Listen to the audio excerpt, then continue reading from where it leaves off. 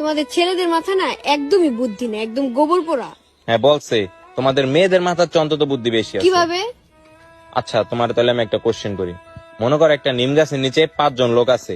একজন কানা, একজন বয়রা, একজন ল্যাংরা, একজনের 2 হাত নাই, একজনের 2 পা নাই। এখন গাছ থেকে কে আগে আপেল পাইরা খাইতে পারবো? এটা তো খুবই সহজ একটা কোশ্চেন। এটা কে না পারে? যে বয়রা সেই তো পারতে পারবে, কারণ তার হাতও আছে, তার পাও আছে। ও আসলেই তো তোমরা হ্যাঁ। মেয়েরা অনেক ইন্টেলিজেন্ট। আসলে কিন্তু নিম গাছে আপেল কি তোর নানি লাগাইবো? তোমাদের ছেলেদের মাথা না একদমই বুদ্ধি না, একদম গোবর পোড়া। হ্যাঁ বলছে, তোমাদের মেয়েদের মাথার চেয়ে অন্তত বুদ্ধি বেশি আছে। কিভাবে? আচ্ছা তোমার তাহলে আমি একটা কোশ্চেন করি। মনে করো একটা নিম গাছের নিচে 5 জন লোক আছে। একজন কানা, একজন বয়রা, একজন ল্যাংরা, একজনের 2 হাত নাই, একজনের 2 পা নাই। এখন গাছ থেকে কে আগে আপেল পাইরা খাইতে পারবো? এটা তো খুবই সহজ একটা কোশ্চেন। এটা কে না পারে?